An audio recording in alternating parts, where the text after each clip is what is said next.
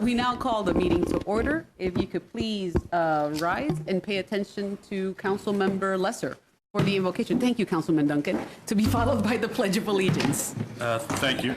Thank you, Madam Mayor.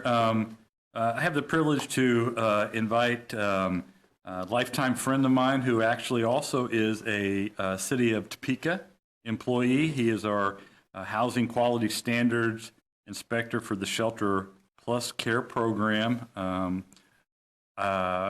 McGivern. Greg also volunteers and has a passion to bring the Eucharist to the homebound in his in the Catholic community, and to help spread the gospel to his Catholic brothers and sisters. I also know, I will also say this, I also do know that part of Greg's calling is to honor his niece, Mia Mayamato McGivern, who sadly passed away at the age of 16 from cancer. So, Greg, thank you, Councilman Lesser. Thank you all here this evening for the opportunity to share and represent my faith. Will you please bow your heads for the invocation? In the name of the Father, and the Son, and the Holy Spirit, amen. Almighty and ever-loving Father, thank you for the ability and opportunity to be involved in useful work for my community, and for the honor of bearing its responsibilities to help the less fortunate in this city.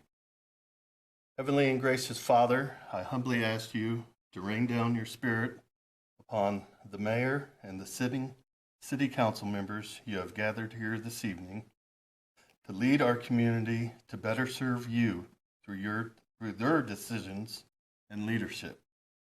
Inspire them through your grace and mercy to help them achieve their goals of making Topeka a safe and healthy environment for our youth, adult, and aging populations, including all ethnic, occupations, and demographics, to glorify your kingdom through Christ our Lord. Amen.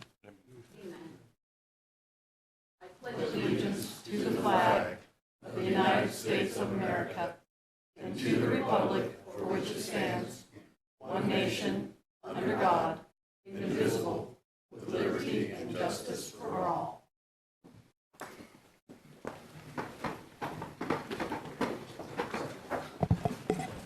We now proceed with the roll call. Mayor De La Isa, Here. Councilmember Hiller, Here. Valdivia Aquila, Here. Ortiz, Here. Emerson, Here. Padilla, Here. Nager, Here. Dobler, Here. Duncan, Here. and Lesser. Here. We have 10 present. All right, we have quorum. Do we have a magic handheld microphone for the proclamations? Yes.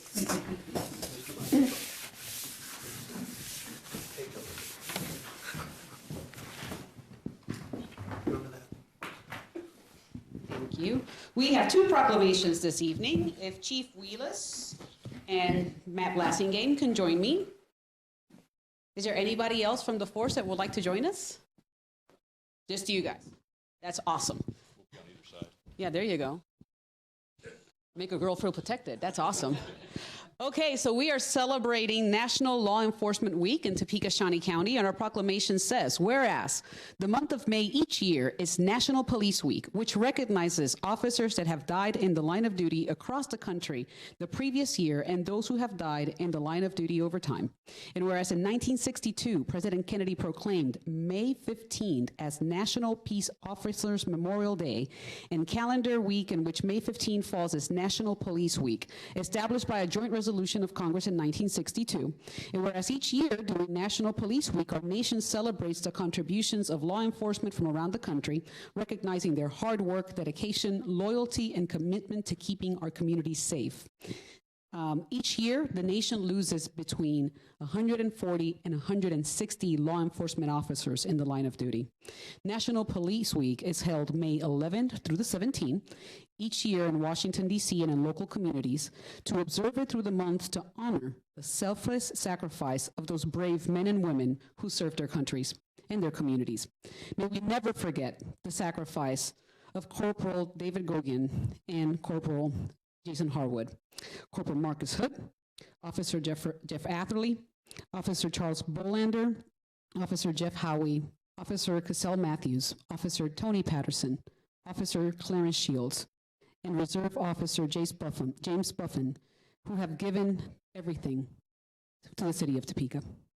Now therefore I, Michelle de la Isla, Mayor of Topeka, hereby proclaim the month of May 2021 as National Law Enforcement Week in Topeka, Shawnee County.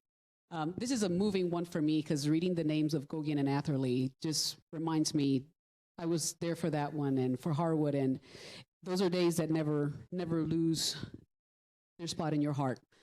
To their families, thank you for their sacrifice. To all of you, thank you for what you guys do for our community. So, Chief? Thank you, Mayor. That's what I was struck by as well. That list is entirely too long to go through. We want to, on behalf of all the brave men and women of the Topeka Police Department, it's Matt and I's honor to accept this proclamation in recognition really for the hard work that they do out in the streets every day, keeping us all safe. I think we do need to take a time to remember all those who didn't make it back home and the sacrifices that their families endure to this day.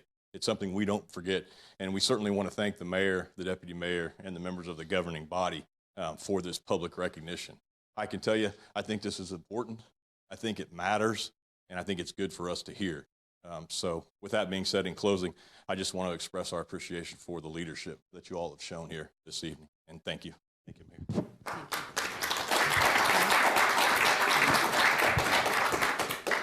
Well, I wasn't prepared to speak, but thank you. I just want to say that, like the chief said, we appreciate the recognition from the governing body and everything that you guys in the city of Topeka do for us. And I just want to thank the men and women that serve the department and serve our community as well. So thank you. Thank you.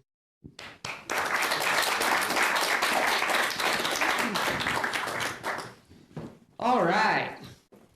Now we have a proclamation for Bike Month. If we could have Aaron and Christy come up. So while they're coming up, I will take my moment. Councilwoman Hiller, join us because you're another bike aficionado like I am. To remind everybody, the weather is getting awesome, which means that you're going to see us on the road. And whether you are in a big car or a small car, have compassion for us. We're just using the road and sharing the road with you.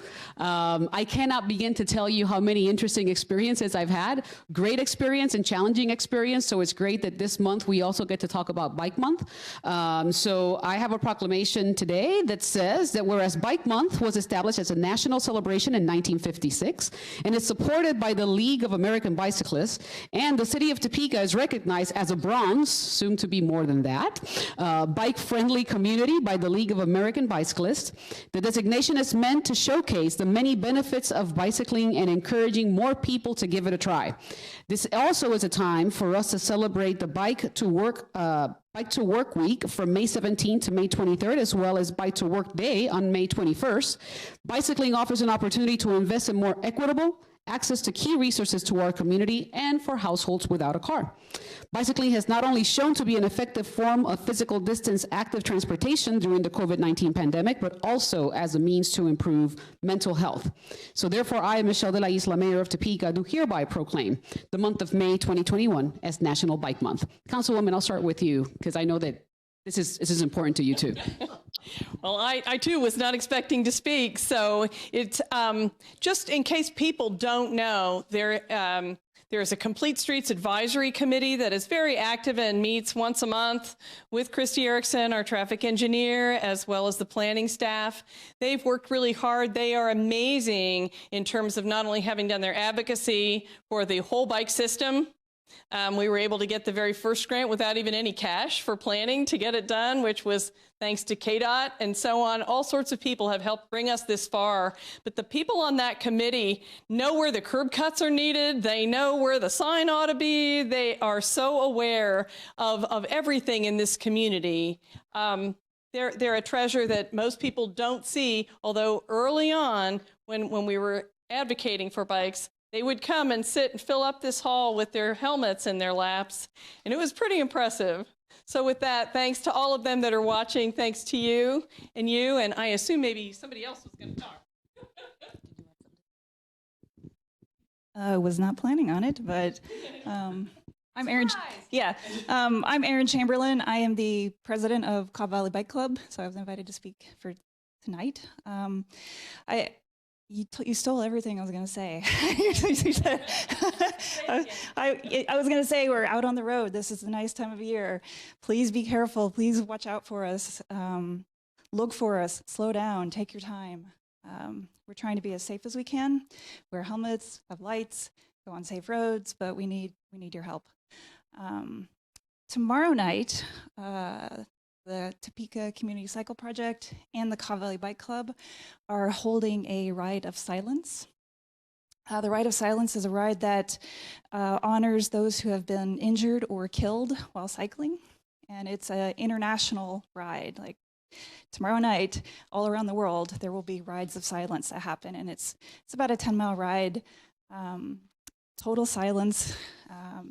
There's going to be a bagpipe band playing us out, so that'll be interesting. But yeah, so you'll see us out tomorrow night, and that's what we're doing. We're honoring those who have been hurt or killed while cycling. So that's all I would have to say. Thank you. Thank you, Erin. My name is Christy Erickson. I'm a city traffic engineer, and I sometimes get the question, why is a city traffic engineer interested in bikes? Well, there's a lot of reasons, but one really good one that I want to share tonight is that bikes are part of a multimodal system. Transportation in town, we have cars, we've got bikes, we've got walkers, now there's scooters in town. And if you are somebody who needs to drive to work or drive to the places where you go and you don't have very many options because of distance or whatever reasons, know that biking and walking and other modes actually help us with congestion. The more cars we can get off the road, the less congestion you're going to feel in the day, especially during those peak hours. And so I'm a big fan of people throughput, and you get a lot more people through on bikes than you can on cars within the same space. So kudos to the bikers. If you're in a car and you see the bikers on the road, slow down, give them the space, watch for them, and know that they're helping you out every day. Thank you very much.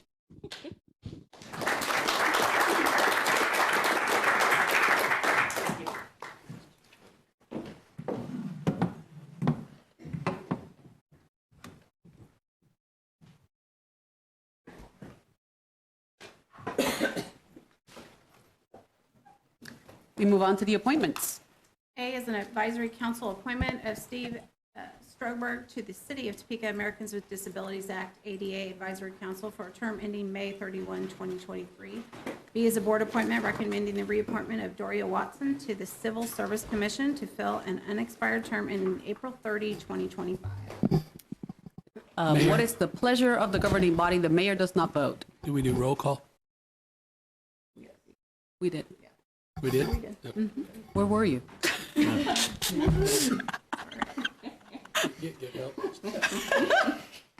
Mayor, I'll move approval. We have a motion for approval. Second. We have a second combined with some smart alecky. Do we have any comments or questions? The mayor does not vote on this item. We better not invite comments. I won't. All right, let's proceed by voting. Councilmember Valdivia Aqua, Yes. Ortiz, Yes. Emerson, Yes. Padilla, Yes. Nager, Yes. Dobler, Yes. Duncan, Yes. Lesser, Yes. and Hiller. Yes. We have 9 yes, motion carries. Motion carries. I do want to take some time. We do have a very special person with us this evening. I want to let you all know that here is Steve, who we just reappointed. Steve is the chairperson of this ADA commission, and I would like to have him stand up so that we can please recognize him. Steve, thank you for your service to our community. We appreciate all of the time that you're devoting to ensure that everybody in our community feels like they belong.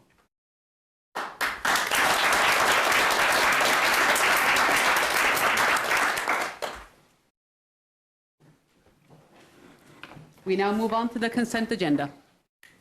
A is a resolution introduced by Councilmember Karen Hiller approving a special event known as the Tap That Topeka. B is a resolution introduced by Councilmember Karen Hiller approving a special event known as the Second Saturday Summer Concert Series. C is a resolution introduced by Councilmember Karen Hiller granting Greater Topeka Partnership an exception to the provisions of City of Topeka Code Section 945-150 at seat concerning noise prohibitions. D is a resolution introduced by Councilmember Christina Valdivia Acala granting Caw Valley Bank an exception to the provisions of City of Topeka Code Section 945, 150 concerning noise prohibitions. E is a resolution introduced by Councilmember Karen Hiller granting the Celtic Fox an exception to the provisions of City of Topeka Code Section 945, 150 concerning noise prohibitions. F is a resolution introduced by Councilmember Sylvia Ortiz granting Yvonne Duncan an exception to the provisions of City of Topeka Code Section 945, 150 concerning noise prohibitions. G are minutes of the regular meeting of May 11, 2021. There's a list of cereal malt beverage applications in front of you, and staff is recommending approval. We have heard the consent agenda. What is the pleasure of the body? Motion to approve. We have a motion for approval by the Deputy Mayor. Do we have a second? Second. Second by Councilman Emerson. Questions or comments with regards to the consent agenda? Seeing none, we proceed by voting. Councilmembers Ortiz, Yes. Emerson, Yes. Padilla, Yes. Nager, Yes. Dobler, Yes. Duncan, Yes. Lesser, Yes. Mayor De La Isla, Yes. Councilmembers Hiller, Yes. and Valdivia Acala. Yes. We have 10 yes, motion carries. All right, we now move on into the action items. Action item A. A is an ordinance introduced by City Manager Brent Trout, amending the district map referred to and made a part of the zoning ordinances by Section 1850-050 of the Topeka Municipal Code by providing for certain changes in zoning on property located at 115 Southwest 12th Street and 1222 Southwest Jackson Street from M3 Multiple Family Dwelling District to D1 Downtown District. City Manager. At this time, okay, is he? He's on? Come on. All right, Bill Show. Thank you. Bill Fiander, Planning Director. Good to see you all again. We have one of two zonings here on your agenda tonight. First one, Atlantic Signal, which has a property at 12th and Jackson, just on the south end of downtown. They are proposing to change zoning from, I believe, M3 multiple family to a D1 mixed-use district, which is downtown district, all for what is their second phase of development. They do what we call artisan manufacturing and assembly. They are currently rehabbing the building across the alley facing Kansas, so this is part of their second phase expansion across the alley. And this will support basically a small-scale assembly and fabrication for their business, which is expanding. So this is consistent with the new downtown master plan. So we, staff and planning commission, unanimously support the proposal. Stand for questions. Do we have any questions for Mr. Fiander? Seeing none, before we go into any voting or motions, it is important for us to understand that we're acting in a quasi-judicial mode, which means that we have to disclose if we've had any ex parte communication, and as well that we are able to still make an impartial vote on this matter. So at this time, if any of us has received any ex parte communication and you would like to disclose it, the floor is open to you. Okay, seeing none, what is the pleasure of the governing body? Councilwoman Ortiz. I received an email, and I can make a decision. Thank you.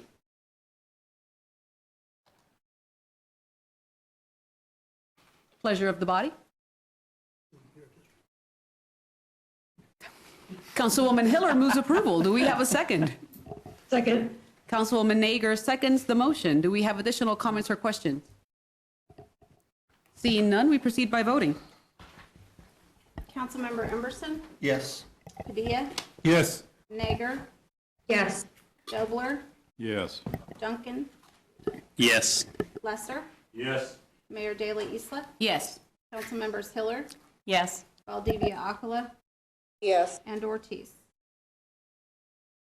Yes. We have 10 yes, motion carries. All right, we move on to item B, if the clerk would read.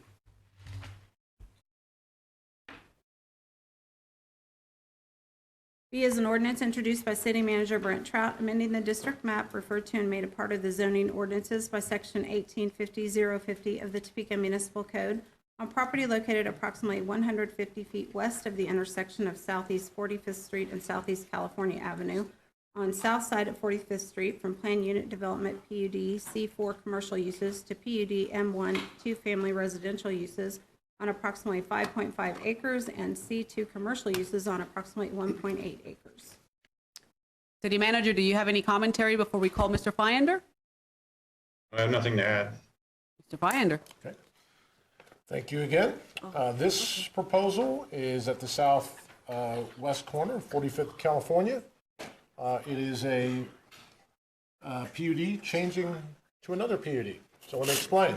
Currently, the 7.5 acres at this corner is for C4. That's our higher intensity commercial. This, let me switch to another slide here that might help. They are leaving the corner as is, but the remainder of the property would transition into some C2 use behind it. But the majority would transition to a two-family zoning. So it's accommodating 20 lots for duplexes. The reason we did a PUD here as opposed to let me just all the yellow there is the M1 two-family. The red would be future commercial uses. There are no proposals for commercial development right now. The main development that is ready to go would be the 20 lots of duplexes.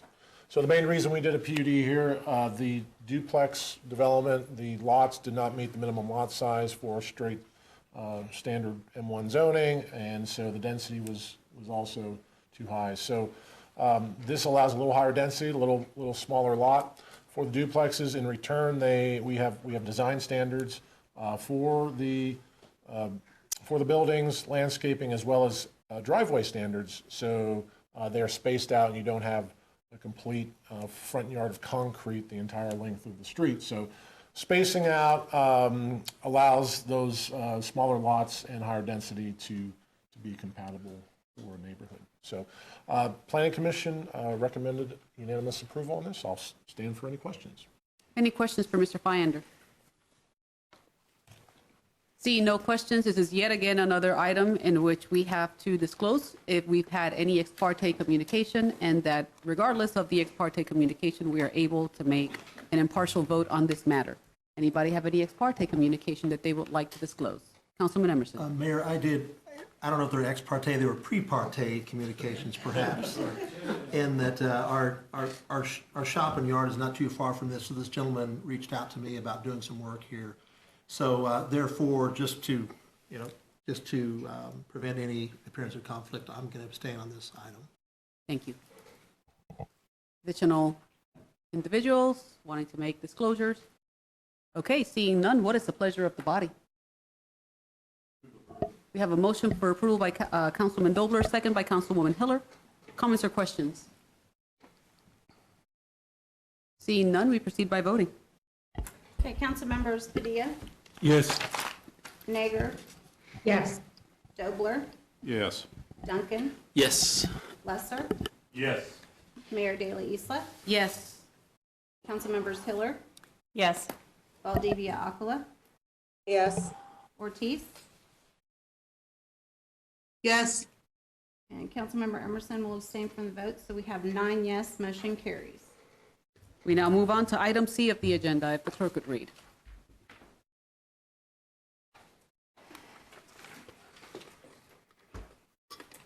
C is an acceptance of land dedications in the final plat for Woodward Estates subdivision, which is located approximately 150 feet west and south of the southwest corner of Southeast 45th Street and Southeast California Avenue.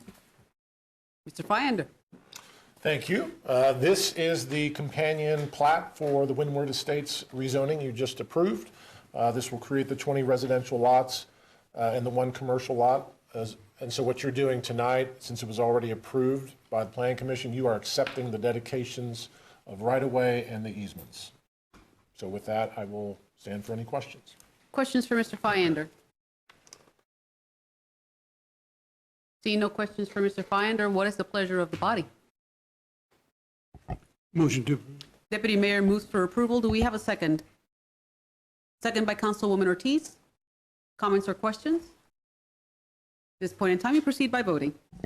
Council members Nager, Yes. Dobler, Yes. Duncan, Yes. Lesser, Yes. Mayor De La Isla, Yes. Council members Hiller, Yes. Valdivia Acala, Yes. Ortiz, She nodded yes. Emerson, I will also abstain from this one. Thank you. and Councilmember Padilla. yes. We have 9 yes with Mr. Emerson abstaining from the vote, so the motion carries. Item D, if the clerk would read. D is a resolution introduced by City Manager Brent Trout authorizing the use of excess funds from the general fund balance. City Manager.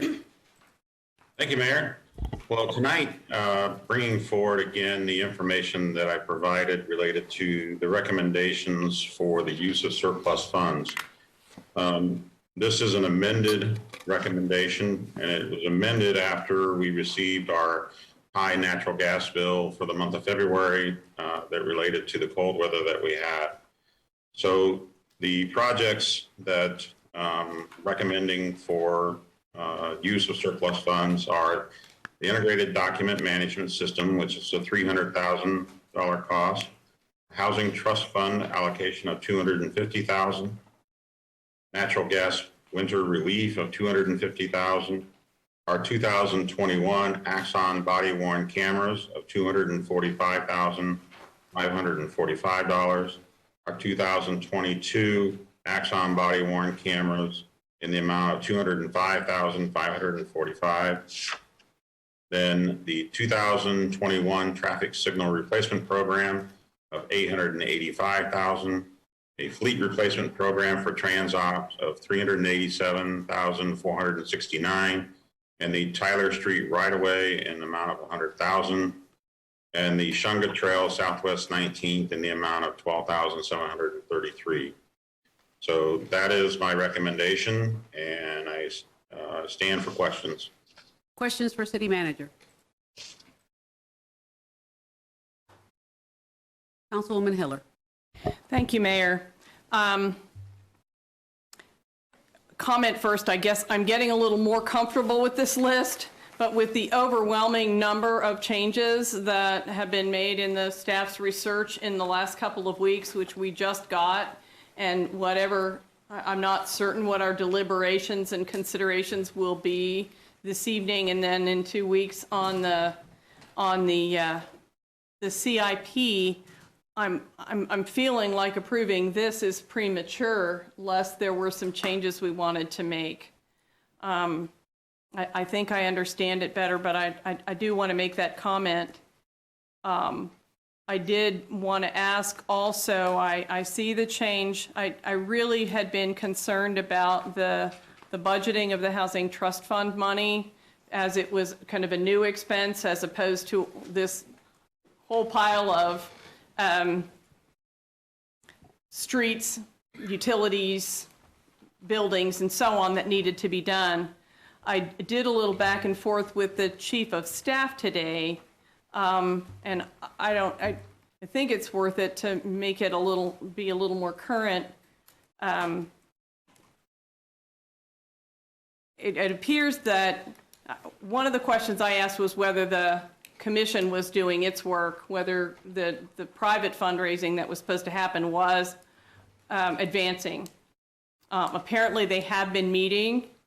My question also was that we had already, in the plan that we adopted in November, our commitment was $200,000 a year for 5 years, and the commitment was that others would fundraise $800,000 to match it. And so if we already, I asked what happened to the $241,000 that we were originally thinking we were going to take out of a fund, and the $77,000. The answer I got was that apparently we're not going to do the $77,000. but that the $241,000 will be brought to us to vote on sometime soon. So that this $250,000 wasn't just to throw it at it and discourage the fundraising, but according to Chief of Staff, was to pay ahead to the second year. And if this was 250 and then the other was 241, we'd be at 300,000 of our, I'm sorry, we'd be at roughly 500,000 of our commitment. That made more sense to me than just throwing money at it and hoping for the best. I did get a recommendation from a constituent who wrote in last week that that person had heard concerns and said, well, we could offer it up as match rather than first dollars if we choose to allocate this money at this time. And that was, I thought, a suggestion worth sharing. It looks like these others, and correct me if I'm wrong, these others are already, the cash ones are already budgeted and approved. Just a matter of source of dollars. And then the other, I was pleased to see that in 2021, I've been advocating that we get things that are annual or that are maintenance out of the bond pots, both for GO bond and revenue bonds, and it was pretty scary to look and see how high those numbers are. But we did move the traffic signal replacement out last year, and this would move it out for a second year in a row and maybe at least get our traffic signals on the road to converting out of bonding. So it takes me some time sometimes, but I'm more comfortable with that one for that reason. So I just wanted to kind of talk about those. Other people might have some questions about the trust fund as well. I just don't want to discourage that initiative that got started, and we just approved that in November. And it sounds like some things are moving along. And again, express my concern that if there was something else we wanted to consider, maybe we should do this at the same time as we do the CIP, just to make sure there's anything we want to move around. Councilman Dobler. Thank you, Mayor. I guess just tagging on Councilwoman Hiller's question, if the projects that are identified as the previous funding source is cash, minus the Housing Trust Fund, which has nothing budgeted right now, if the others are already budgeted, which I thought I saw the city manager nod his head, if they're cash and they're already budgeted, this is excess cash. What happens to the cash that was already budgeted? That I see Ms. Lemondola. Jessica? Yeah. I understand the bond part of it. It's the cash I don't understand. Sure. The integrated document management system, I believe, is in the capital project plan, but it's a cash funded project, meaning unless we identify cash from like a surplus, the project wouldn't go forward. The Housing Trust Fund you mentioned, the natural gas winter relief is in excess of our budget for 21. So if this wasn't approved, we would likely need to look at probably expenditure reduction or wait a few more months to see how revenue continues to perform.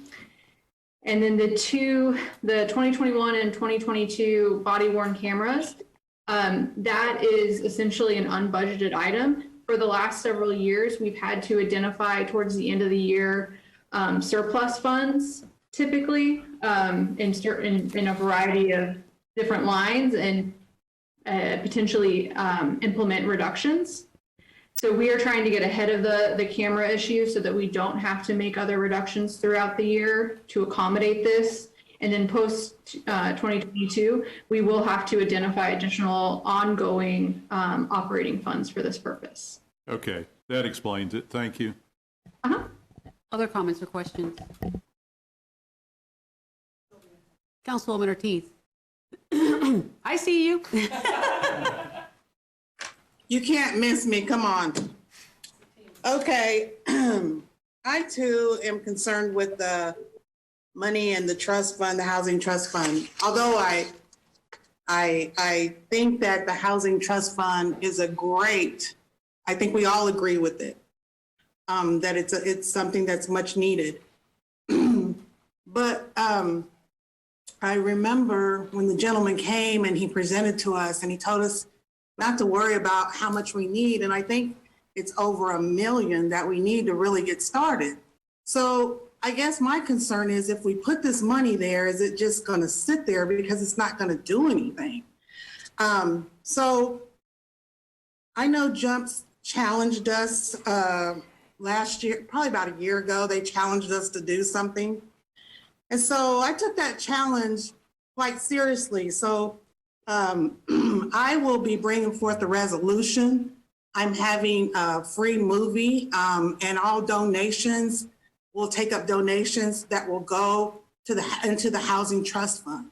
I'm one person. Jump says they have 7,000 members. I think that's awesome. And you know, if we do the math, and I want to thank all the council members that came forward to match the $100, and some went above and beyond, a little bit above that, to show their commitment to this, and I appreciate that. What I'm trying to do is trying to let everybody know that we need to buy into this. It's not just a city thing. It's a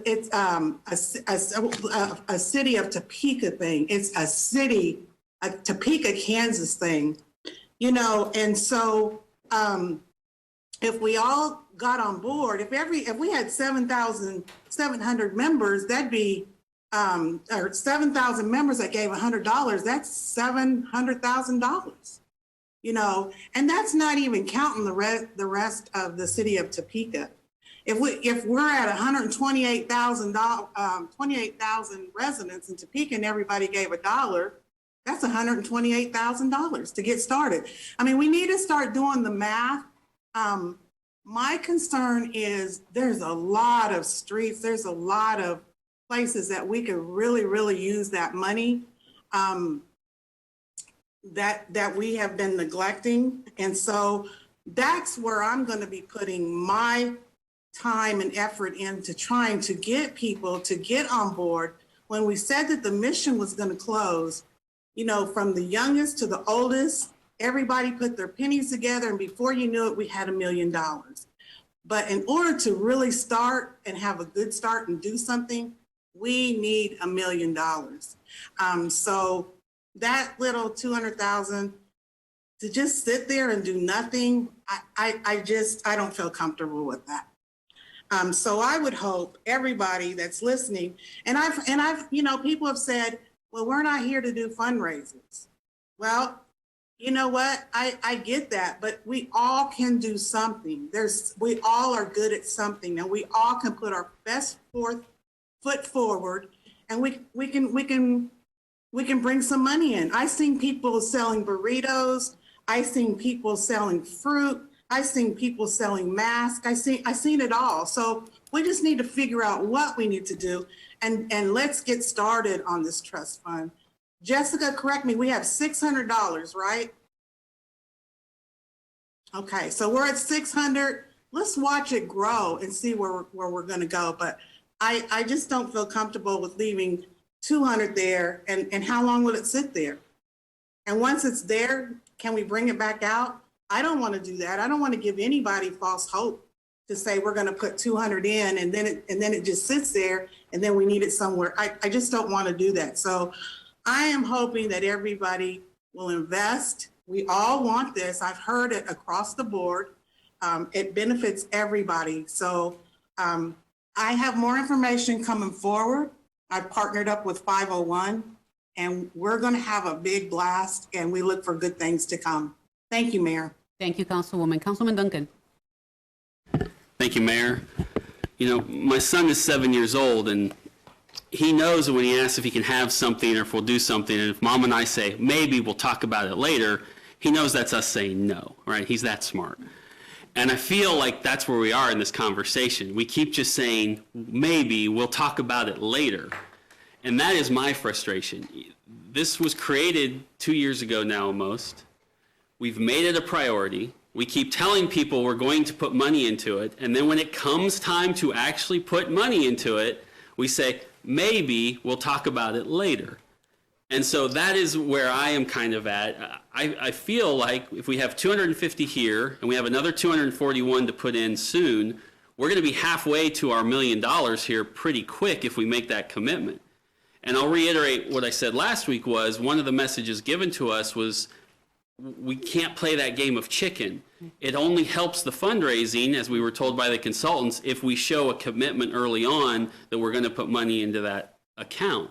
And so I feel fairly confident. I absolutely understand Councilmember Ortiz's concern about we're going to put money into this account and it's going to sit there, and a year or two from now we're still going to be saying, "Ooh, we still have $500,000 sitting in that account."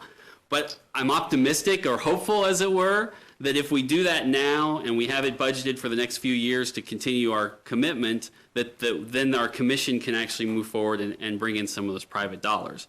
I mean, I am more apt to vote for this recommendation with that Housing Trust Fund dollars in it than I am without it. And that's kind of where I'm at on this. So thank you very much. Thank you, Councilman Duncan. And of course, everybody knows I'm going to chime in on this one because this one is intimately deep for me, understanding the impact that it could have on our community and our residents. And we've been talking about working on our housing stock for a long time. And we've been doing great. We've partnered with Topeka Habitat. We've done infill housing. We're maximizing those infill housing dollars. We have partners like Cornerstone that are also tackling affordable housing. But the reality is that we have a significant number of houses in our community that need rehabilitation. This would be with the housing study that we had. We show that there is a deficit for our developers to be able to make a profit, which is keeping some developers from doing work in our inner core of our city. This is a great match fund. The other thing that I'll add is, as many of you may or may not know, when I started working to try to understand how other communities do their housing trust funds, one of the things that I learned by talking to major foundations across the country was that typically foundations are looking to see if a community is investing in this project first before they come in with additional programming dollars. So those conversations are happening. There's local partners that are looking at this. There's national partners that are looking at this. And the whole idea of putting, like Councilman Duncan said, the $250,000 now and then another $241 plus our $600, let's not forget that, gives our community that message that we are serious about this, that we do want to do something, and it also lets donors know that are watching what we're doing, because those conversations have been happening, that we're serious. So I think that this is a great opportunity. There is no better time to plant a tree than today, for us to start planting that seed and eventually having not just 1 million, but more dollars that we can start reinvesting, that we can start changing the housing stock in our community for people that need it desperately. So, Councilman Dobler. Thanks, Mayor. Just a quick question. If we approve this as is, does that mean that the $250,000 is in there as a matching fund, or is it available for any use? Well, it would be, yeah, it would be there for the purposes of supporting affordable housing. So, okay. But I think that we have looked at in conversations that I know Bill Finder has had with other organizations, like the Topeka Community Foundation, that with that money in there, it will make their job easier when they're talking to other organizations. So yeah, I get that part of it. I think I could support this if there was a provision that for every dollar that came out of the fund, there was a matching dollar from the private sector. I don't know how exactly you do that, but it seems like that's kind of what we've been talking about. And if that's what if that's what private donors need to see, they'll see it, and then they can put up their part of it. Thank you, Mayor. Thank you. Councilwoman Valdivia Alcala, to be followed by Councilwoman Nager. Thank you, Mayor. I too would agree to have it matching dollars. I believe that if we don't get moving on putting those dollars into the Housing Trust Fund, my concern would be that it would just be another study that would get up on a shelf somewhere. And kudos to Jump for everything that they have done. However, we all know, business leaders know, so many people in the community know that we need better housing. And there is a lot of suffering that is going on because of the inadequate housing. And I think that even as we look to consider putting this $250,000 into the fund, we cannot forget the other aspects that are in this study that are also just as relevant when we look at our cost burden families and individuals that cannot afford to pay on the wage that they are earning, cannot afford to make a living in paying rent at the rates that they are. So what I'm saying specifically is we also need to take action as a city on a living wage, on looking at Black disparities and equity caused by redlining, adding that all into this $250,000 to be that city that we want to be, which is accountable to all of our constituents. So I would support it as well with the matching component. Thanks, Mayor. Thank you. Councilwoman Nager. Thank you, Madam Mayor. I am in agreement with people who want to move now. If there's anything to add to what everybody else has said, COVID-19 has just made these disparities even clearer. And one thing we know that across the spectrum, there's a shortage on housing now, whether you are looking to buy a home or build a new home. And so I think it's very important that we put our money where our mouth is and support this at this time. Thank you, Madam Mayor. Thank you. Councilman Lesser. Thank you, Madam Mayor. I will piggyback a little bit off what Councilwoman Nager just said. Just recently, I looked, as recently as this weekend, it's no big secret what the housing market is at right now. I'm not the smartest guy, but I did figure out that if my son's going to go to Washburn and won't live in the dorm, that I can probably get my money back if I buy a house or something like that. And even if I don't make any money, I at least get a return as far as my money back. Through this process, make a long story short, which will make my point, is a house that was sold for $59,000 2 years ago is appraised at $63,000, was listed for $85,000 and sold for $90,000, and it was 836 square feet with a crawl space at 22nd and McVicker. I made a cash offer because it's not going to appraise, and I still lost. So that's the type of housing that first-time homeowners are going to try to look to get into.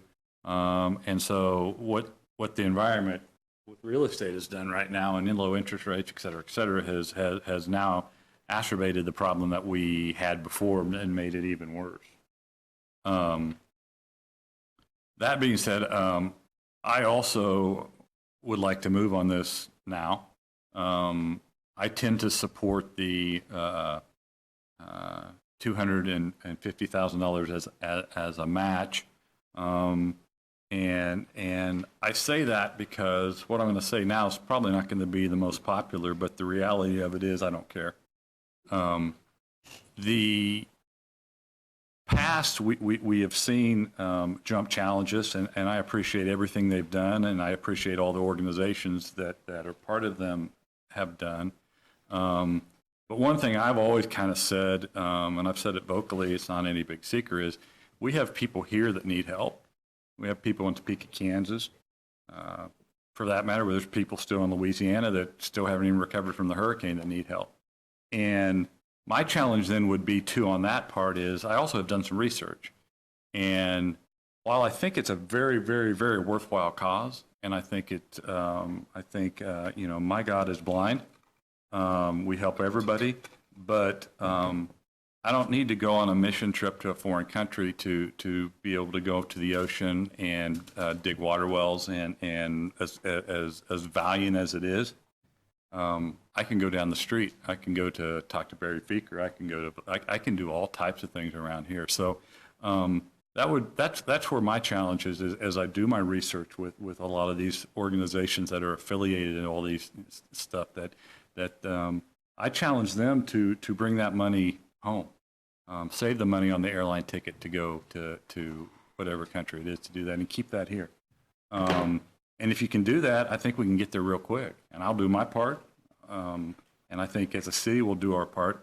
But make no mistake about it, this $250,000 is taxpayer money that we are then giving to invest in our community. And I would ask the same in return from a match type program from those individuals that relentlessly come here and speak their position, which I appreciate as well. But popular or not popular, I come at you head on. I don't come from the other side. So that is what it is. Thank you. Thank you. Okay. Is that a motion? So we have a motion. Do we have a second? Councilman Dobler seconds. Comments or questions before we proceed with the voting? Councilman Emerson. Mayor, I guess a question, and I'm with my colleagues, and I wholeheartedly support putting this money in there with the proviso that it is matched. And I guess, how do we do that? Is there anything we need to do from a resolution standpoint, or is it just understood by staff? Mayor? Yes, City Manager. I checked with Lisa a little bit ago, and I think if you were to take a vote, just a simple motion that the money set aside in the Housing Trust Fund be matched money, that we can do that, and that will clearly define how that is to be handled. Lisa, do you have anything further to say on that? Nope, that's exactly what I was going to relay to Councilmember Emerson. So I think that the easiest way to do it would be to rescind the current motion and the second, and then make the motion with the addition that the funds that will be used in the Housing Trust Fund are matched dollars, will be matched dollars. Well, Councilman Duncan. well, that's what I'd like a clarification because I think those are two very different things at this stage. I mean, whether we're clarifying that this $250,000 that we are designating today are match funds and we can discuss future funds later, or whether we are now making a decision that any dollar that goes into our housing trust fund has to be matched before it can be expended. I think it's any dollar, but I'll look at. Yeah, so I'm definitely more supportive of one of those than the other, for what it's worth. Yeah, I guess I'm supportive of, let's just take this a step at a time. What makes sense now may not make sense a year from now. So if it's just a match fund for this $250,000, I think that's a good start. We can continue that down the road, or we can change our minds, but at least we know where this is going. That'd be my thought. Thank you. So is that coming in the form of a motion, Councilman Dobler? I will let Councilman Lesser make the original motion. I'll second.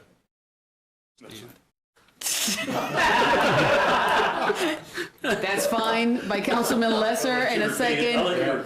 Okay, so the motion now becomes that we will approve.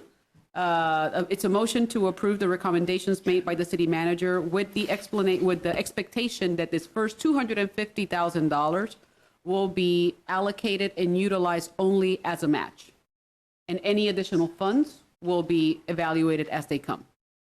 Clear as mud?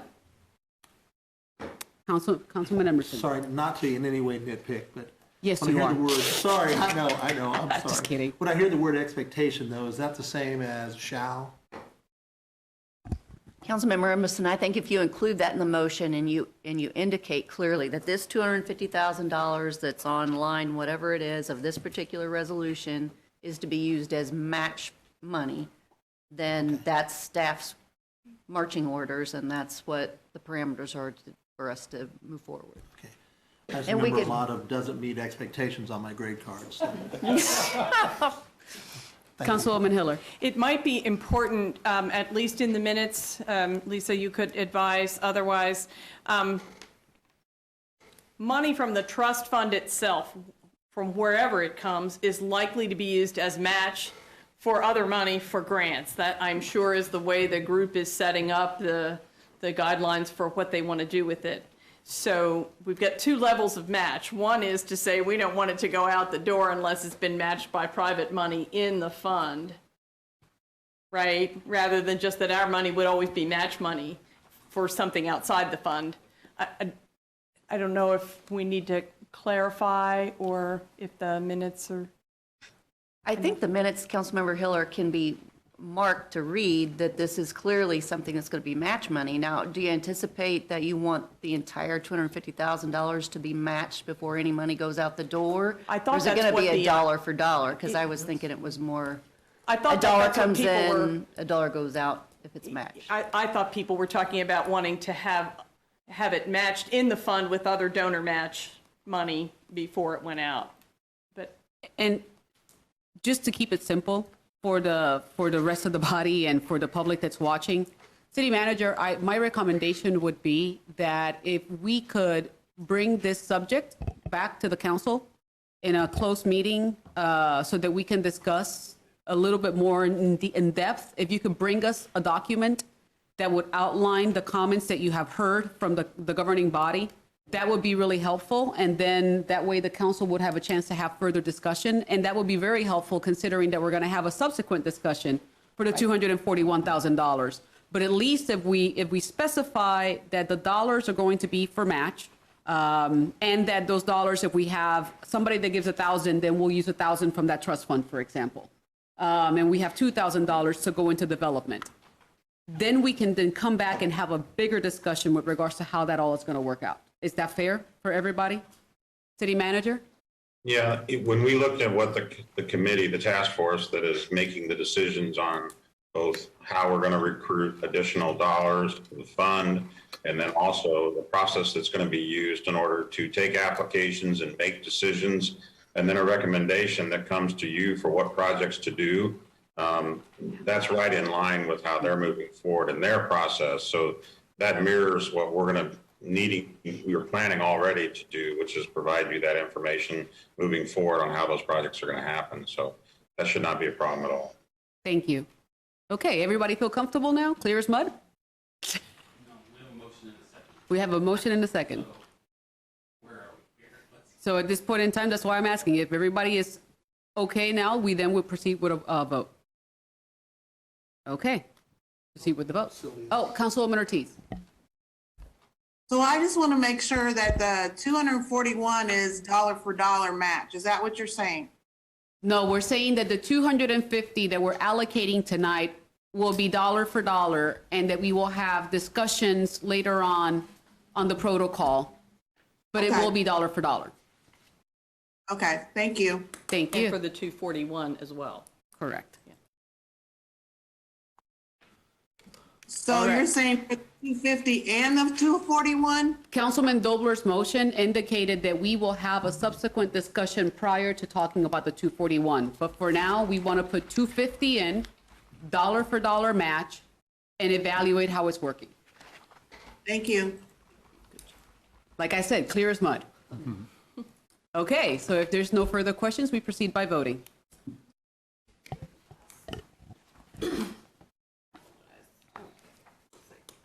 Councilmembers Dobler, Yes. Duncan, Yes. Lesser, Yes. Mayor De La Isla, Yes. Councilmembers Hiller, Yes. Valdivia Aquila, Yes. Ortiz, Yes. Emerson, Yes. Padilla, Yes. and Nager. Yes. We have 10 yes, motion carries. Wonderful. We now move on to the non-action items of the evening. If the clerk would read item A. A is a discussion regarding the repeal of certain City of Topeka business licenses and regulations. City Manager. Yeah, on this one, I'm going to turn it over to Lisa Robertson and Brenda Younger. They are the ones that have been doing a ton of work to figure out which of our licenses weren't necessary and that could be repealed. This is really trying to make our government more efficient, not pursuing programs that don't need to in the future because they haven't been utilized. And so I think that this is a good step in the right direction to make sure that our laws on our books and our fees that we charge are appropriate. And so I'll turn it over to Lisa or Brenda, whoever would like to handle it. Ms. Robertson. Thank you, Mayor. As you can recall, I hope, Councilmember Duncan repealed or you all repealed the open after midnight, and we started going down this very dark rabbit hole. Since that time, we were charged with taking a look at the code and determining if there are any other chapters that were similar to the open after midnight that needed to be repealed as well. And we have a few suggestions. You have an overview document that's in your packet that hopefully you've all had an opportunity to review. So I just thought maybe we just kind of tick through some of these, and if you have any questions, as I go through them, like don't repeal that one, it's very dear to my heart, then let me know and we'll stop and revisit it. So the first on the list that we are recommending for repeal is in the fee section. It's amusement parks and resorts. Brenda was the one who was farther down the rabbit hole than me, but she's gone back to codes, and this one dates back to 57, although it was updated 17 years ago, so that's great. But there's no corresponding license category. It cross-references several sporting events like billiards and boxing and circuses and menageries, but really it served no useful purpose, so that's one that we're recommending for repeal. The next one is bathhouse or massage salon. I think I was 3 years old when this one was adopted. 0 licenses issued in the past 5 years, and that's the period of time that we've done the look back is 5 years. And the recent trend really that I've seen with some of the comparison cities that I've taken a look at, they aren't going the bathhouse massage parlor route, but a lot of them have adopted massage therapy ordinances that are very, very comprehensive. In fact, most of our comparison cities have done that. So we'll probably come back and recommend that we adopt some form of a massage therapy ordinance to address the issues associated with that one. Bill poster, that one dates back to 47. There's also a corresponding chapter that we looked at after the fact. We found it's in chapter 9. We'll probably come back and recommend that one be repealed as well, because that one was actually adopted in 1935. There's various First Amendment issues associated with the language that's contained in there now, so it's probably going to be added to the repeal ordinance, and we'll give you an overview of that particular chapter when we do that. There's 13 licenses that are actually issued under the bill poster fee schedule, but what Brenda and I talked about and what we think makes the most sense is to perhaps incorporate that type of, I guess, function into the chapter that deals with peddlers and solicitors, because that's kind of what most of it seems to correspond with. Question about that? Ms. Robertson? Interrupt now or wait till we're Councilman done? Duncan? Oh, yep, just jump in. Does that impact billboards? No, this one is just, as I understand it, like handbills where you go door to door and you hand out, or you put them on the person's windshield and leave them there so they can see what you're promoting. Class B license for technical activities. Dates back to 87. 0 licenses have been issued in the last 10 years on this one. There's no corresponding license category. And none of the comparison cities have this category. But there is a corresponding chapter 14.15 that's called Technical Activities of Industries. I don't know really what that is, but that might be something we might want to bring to you for repeal at some point in the future. Funeral escort services dates back to 79, was updated in 04. 5 licenses have been pulled. This one's not a common category that's used by some of the comparison cities that we checked with. So this is something that we think can be repealed or perhaps incorporated into another chapter, maybe vehicles for hire or something like that. I have a question there. So this is the only one that gave me temporary pause, but maybe it's already covered. And the reason is those individuals get flashing lights and they get to stop traffic flow and have some actual oversight into those sort of things that can cause. And so I guess my question, whether it's for law enforcement or staff, is are there other things that cover that to make sure that I know there's laws in place, but that those people, are we guaranteeing they have insurance, that they're allowed to do it? I mean, if they get pulled over, if someone puts funeral services and flashing lights on their car and the officers pull them over, do they need something to say, I can actually do this by the city of Topeka, or, see, there's a line. I mean, I don't know. This is the only one that I kind of wasn't sure about if we need this for some sort of oversight, if that question makes any sense at all. It does. Councilmember Duncan, we actually found a chapter that was in, again, Title IX. A lot of these seem to be corresponding with Title IX, which is the public health and safety piece. And it talked about really the traffic functions and how that works and how law enforcement can kind of assist as those funerals go through, and how they can enforce those types of standards. There's not anything in that chapter that talks about whether they have insurance or anything like that. I think a lot of those folks, and maybe I'm wrong, but the ones that I'm familiar with are employed by the funeral homes. So maybe they're covered under some kind of insurance provided by the funeral home. But we looked at that as a potential repeal, but we decided to leave it in because it really served the function of law enforcement being able to, kind of help out or make sure that, they were operating their lights correctly or doing that type of thing. So I don't know if Chief has anything else to add, but. I think she pretty well covered it, but I would say it's akin to if the officers on the street observed a traffic violation or some unsafe activity, then they would address that by asking for license and insurance like they would anybody else, and then address it properly through a citation and a court process. Okay, great. Thank you. Councilwoman Hiller? If I can maybe ask a question, what kept coming to mind through this, and I've run into, well, we've run into some things we repealed and then was like, oh no, wait a minute, we wanted that, or just along the way is did the team, as you went through this, kind of like we just did, go back to why did they probably pass this? What were they trying to protect against? I mean, to me, if your system's working right, you don't ever have to test it because people who should have training or certain licenses have it.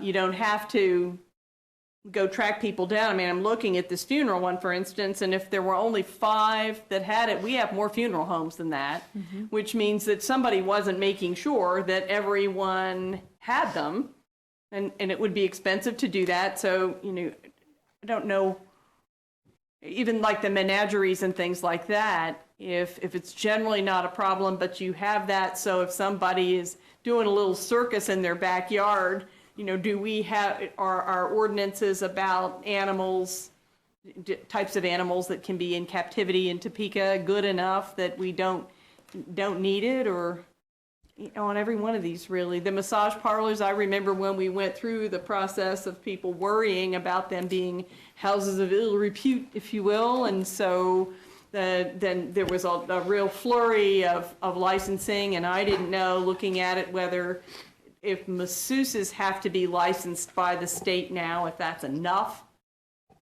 again, or whether there's a reason to have a classification for any business that's like that, just so we know who they are and where they are, and can use the fact that they don't have a license, again, whether it's a menagerie or dancing or whatever. Is that kind of how did you go through the process as you went through these?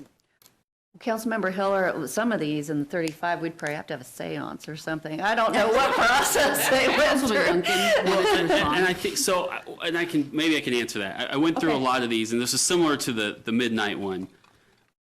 A lot of these, repealing these doesn't obviously change any of the laws in place. A lot of these were the same reason you license things sometimes is because you want to be able to pull something away from somebody, right? So it's not that there aren't laws on the books that allow us to enforce, as the chief said, if we see a traffic infraction, they're violating the law, we can still do that. What we like sometimes as municipalities, and a lot of these as addresses, we want to be able to go to that person and say, you can't do that in my city anymore, I'm revoking your license, get out of town. A lot of these have state laws already or city ordinances in place that cover the legalities or illegalities of what they're doing.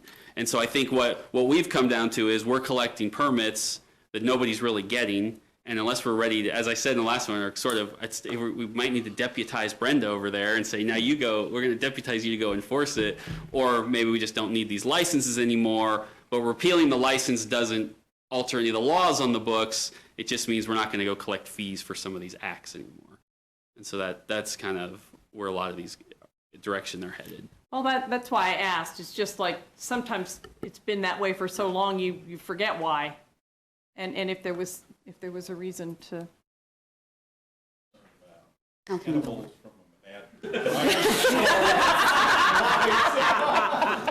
have something that covers that. Menageries and bathhouses. Interesting evening this. There you go. Don't sleep on the city of Topeka, folks. Lisa. Well, I've got house movers too. There you go. That's from 56. 0 licenses issued in 5 years, no corresponding license category, and actually, there's already a permit that's required in Chapter 14.70, which is moving of structures that's issued through planning and development.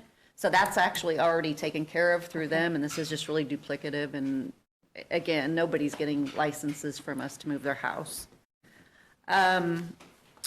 Laundering, not money laundering, but laundering, cleaners, dry cleaners, and towel supply. It dates back to 1957. This one was kind of interesting to me. There was only one city that I found that had this same kind of category, but there were 12 licenses that were issued in the last 5 years. So I made note of that. I thought, well, maybe this is one you might want to keep, or we can address it somewhere else. But again, only one other comparison city had this particular category as part of their license chapter. Dances and dance halls. This dates back to 47.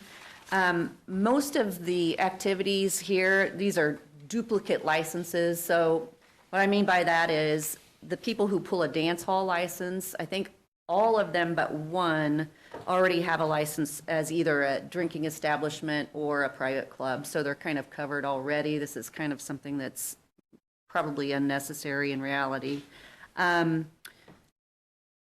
There are inspections that were associated with this, and there were 42 inspections done. So that kind of led us to ask, what's the value of those? Is there a way to get those done without having this as a license category? And so we've had a lot of conversations with the various folks who head up the IPMC and the building codes and all of that. And basically, I think they believe that they can get at what they need to get at through the life safety code or through the International Fire Code, as far as occupation numbers and all that type of thing. So they felt pretty comfortable that we'd be able to do that. We did, along with dance halls, we're recommending that we add a section, but in Chapter 9, that talks about the requirement that people who have a license to operate a drinking establishment or what have you are not to allow any unlawful activity to go on there, but further really to assist the police department with being able to go inside and make the decision if it's very dangerous or something to vacate the premises if there's a violation of UPOC or something. So we're suggesting that be added as part of this whole ordinance. The only addition, everything else is going out. Professional boxing and wrestling, that was last updated 17 years ago. There have been 0 licenses issued in the last 5 years. Again, on this one, we talked with a fire inspector, and he indicated that the life safety and international fire codes would apply to this if they needed to go in and do any checks on those facilities. Then I kind of lumped billiard halls, pool rooms, bowling alleys, skating rinks, circuses, menageries, and shows all together. More menageries. All the fun stuff. A lot of those date back into 47, even though they've been updated in 04. 0 licenses issued for any of these in the last 5 years, and the corresponding license fees have been repealed. So the chapters themselves still exist, but there's no fee that's associated or charged in the fee section. There are comparison cities that have these types of categories, but when I looked at the time frame when most of these were adopted, they're very dated as well. So it looks like they're carried over the same as what we've been doing in theirs. So I think there's probably a better way to go at it, so that's why we're recommending repeal of this one. Haunted houses dates back to 81, 1 license in 5 years. And this one is specifically addressed in the International Fire Code, oddly enough, haunted houses are. So fire code officials are authorized to enter and inspect those. Paintball, last updated 17 years ago, 1 license issued in the last 5 years. Had some discussions with TPD about this one because they're really air guns, and there's various types of air guns. Wondered if there was any issues with those.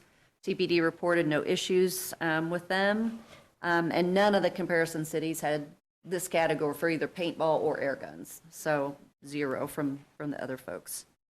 Photographers dates back to 47, 0 licenses issued in the past 5 years, and the corresponding license fee has been repealed on this. There are a couple of comparison cities that cover photographers, but it's because they have a business license category for professionals. So photographers fall under that, along with architects, engineers, lawyers, doctors, what have you.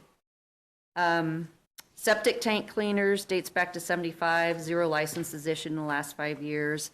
This one we looked into, it probably should have been repealed in December of 18 when we did that big comprehensive update to Chapter 1320, which is entitled Sewage and Sewage Disposal, because septic tank cleaning services are actually regulated in a particular section in that code. So having it here would be duplicative and there would be no need to keep it.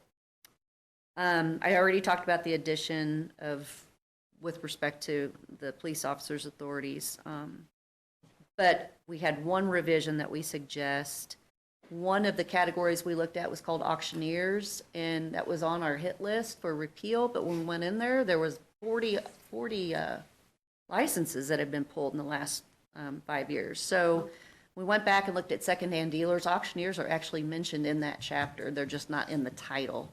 So we're just recommending that that term be placed in the secondhand dealer title so it's clearer that auctioneers fall under that group. So that's kind of my hopefully quick overview, but I'd be happy to answer any questions that I'm able. Councilman Duncan, thank you for sending us into a dark rabbit hole of menagerie, sewers, and It's what was actually the other been thing in kinda fun. bathhouses? Oh my! Yay, government. Madam Mayor. Yes. Thank you. Councilwoman Nader. Thanks. I just wanted to say thank you to Brenda and Lisa because I know this probably was at times maybe interesting, but many times not. So I appreciate your hard work on this. And also, I've never heard dances or dance halls being this regulated since watching Footloose. So. You were born by then? Exactly. There was a remake. Councilman Duncan. If you don't think I've seen the original. I just had one comment for what it's worth on the addition section that they added. As some of you know, part of my day job is dealing with Kansas liquor laws, for better or worse, and so that section is needed as carryover. I did suggest to staff, and I'll send it to them, because Kansas liquor law changed 2 years ago with cereal malt beverages, 6% now in other stores, and as Lisa and I were talking about earlier, they're now making new changes which are coming out. We'll have to update for that, but part of that was changing the definition, so there is one new section that probably also needs to be added to that for the KSA stuff, and I'll get that to staff, but that addition is necessary for the cause. Thank you, Mayor. Councilwoman Hiller. Well, I was going to question it from the other side because we're getting rid of redundancies and so on. If the UPOC covers unlawful conduct anywhere, in a menagerie or a dance hall or a massage parlor, and allows the law enforcement folks to clear an establishment in any case, if it does not. Yeah. Councilman, that's correct. And that's why we had the discussion and we needed to keep this, we needed to add this section because we have the ability through the UPOC to deal with the individuals who are violating the sections, but to vacate the property so that we don't have future problems that same night when emotions are high in an ordinary maintenance perspective, we need this section to deal with clearing the property, not dealing with the individual people that were involved in the disorderly conduct. We wouldn't have that section if we repealed the current dance hall section without making this addition. Okay, I'm thinking of fireworks and being able to clear a field when people are inappropriately, there may be drinking, there may not be, but if you guys have told them to get out. I know that we have the clause in the property maintenance, it's the TMC related to property maintenance code that the fire department can clear everybody out or tell everybody what to do if there's an emergency situation there, but you really think you need it and just for places where there's drinking? If they were shooting fireworks inside the bar. or No, I dance mean hall, outside. We would clear it. I'm assuming the fire department would support that as well, but yeah, and inside we would still need it, in my view, based on my experience, with larger crowds in those settings. Sometimes if we can clear the disturbance from an ordinary maintenance standpoint, then we don't have other people that are injured in future, and we don't have repeat calls back out there. It was very concerning to me when Lisa brought this up that we would give up that authority to clear the structure. And in your experience, we don't need it for any other circumstance? I think that we're covered. I would agree with Councilman Duncan in regards to there's a bunch of redundancy with the UPOC codes for different criminal acts, but those deal generally with the individual. The issue that we were trying to maintain here was to be able to vacate the business for that night to settle things down. The UPOCs don't pertain to that. They more pertain to individual behavior. So I can arrest the people involved, but I can't clear the bar if there's other people that are mad about what took place, and then we have to come back out there and have future problems. That's what we're looking to avoid. Okay, thank you. I have a question about haunted houses, and maybe Fire Chief would have some thoughts. I don't know that we'd need a license, but I know, for instance, with fireworks stands, we go out and inspect to make sure they've got fire extinguishers and that they're safe. I don't know if we've ever had trouble with haunted houses, but often they have lots of fabric all over the place and sometimes candles and things like that. Would it be worth it for us to inspect them? Not necessarily have a license, but make sure we inspect them? Chief is approaching the bench. The dais, forgive me. Councilwoman, yeah, we would inspect them, obviously, to make sure that their fire code, they meet fire codes and are using fire retardant materials. And also the emergency exits, and have an emergency exit plan if something happens, that it's totally lit up for people to get out of the structure. So if we didn't have licenses, would you all just watch for signs on light poles and ads on Facebook and things like that and just go out? That would, I mean, something like that, if we find out about, if someone notified us, hey, this looks like this is an illegal setup, it's never been inspected, we will go there. But we'd have to know about it. I just wondered, I mean, if it's a good routine for safety, then we wouldn't necessarily have to have a license, but a system for inspecting them all. Correct. Just so we don't have that right now. Not yet. Okay. Thank you. Okay. Thank you. Councilman Emerson? Thanks, Mayor. Mrs. Robertson, did I hear you say, you said something about auctioneers? Mm-hmm. And did you say we're going to keep licenses for auctioneers? Councilmember Emerson, in the code right now, there's just a category for fees, and it's called auctioneers, and that's the fee. And so we have 40 people that come in and the past 5 years and have paid that fee. But then there's a chapter that talks about secondhand goods. And in that chapter, so we were going to delete auctioneers, so I saw all of them. And then when I read through the chapter on secondhand goods, the sections talk about auctions in that chapter. So they're addressed. And I just want to make sure that auctioneers are mentioned in those other sections. So we're keeping them, and they are addressed in the secondhand goods chapter. And is there a compelling reason to keep them? The only reason that I suggested that we leave them in is just because there's so many that have pulled a permit. But it's 40 and 5, so it's 5 a year, or it's 8 a year, right? Is that right? I have two things. I mean, I don't over know here. what it brings in as far as revenue, but I mean, None of our fees are very substantial. I guess unless there's some compelling reason, I think in business, you just hate all these little gotchas, like, and it sounds like a lot of people don't do it anyway, right? We know there's 10 funeral homes that use police escorts, and there's only 3 people who've gotten them, so obviously a lot of people just aren't getting them. The only people that's penalized are the people that know the minutia of the permits and go and pay, so a lot of people don't, and moreover, our staff has to keep track of all the stuff, and I don't know what it brings in, and I think you've just stated that auctioneers are very law-abiding citizens. the ones I know That could be that's why not the the laundries case. are. Yes. all showing up. And the launders. That was not my intent. Again, it's up to you. I mean, these are just, recommendations from us. It's absolutely what you all think is the right thing to do. I guess, again, my feeling is if there's a compelling public need to have, and actually what Councilwoman Hiller just mentioned to me maybe is a reason to have haunted houses. If you don't have to get a permit, even if it's only a $5 permit or something, how will the fire department know to go and inspect them? So, but in the case of auctions, unless there's some compelling public reason, the city needs to know there's an auction going on, or I guess I don't see it. But. Councilman Lesser? Thank you. So, I guess one question I have, let me start here, is what is the purpose, for instance, many of the different contractors have to have a license. So tell me what the thought process is of why we require electrician, a plumber, excavation, lawn care.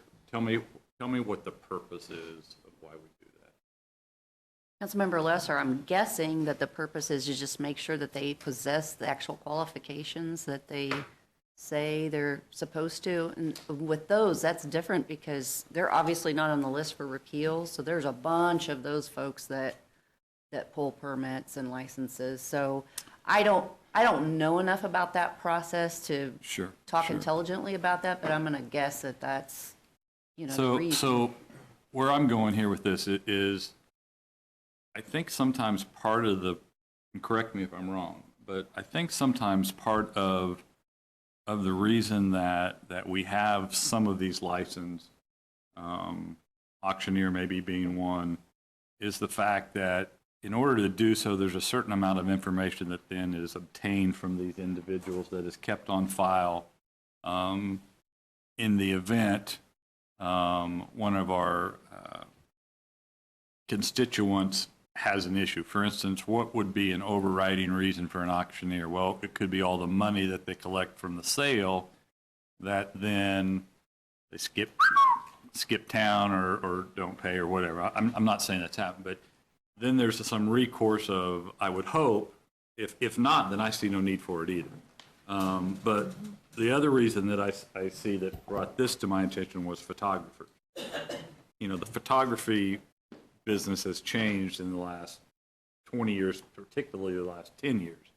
We have really good professionals, and then you have everybody who thinks they went and bought a camera and now becomes a photographer.